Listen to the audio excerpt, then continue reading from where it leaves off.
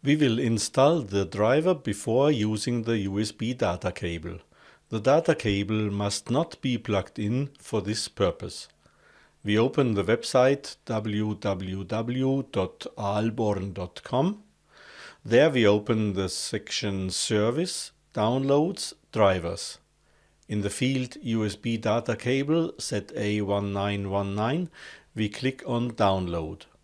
The download page opens. We click on Driver for Windows. The file is being downloaded.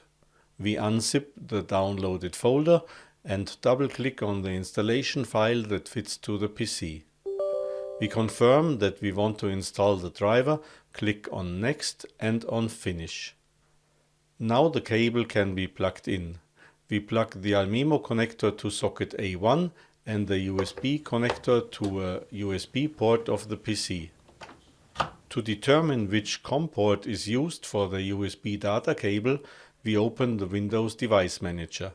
We click on the arrow next to Connections and read the COM port number of the entry with the text Silicon Labs.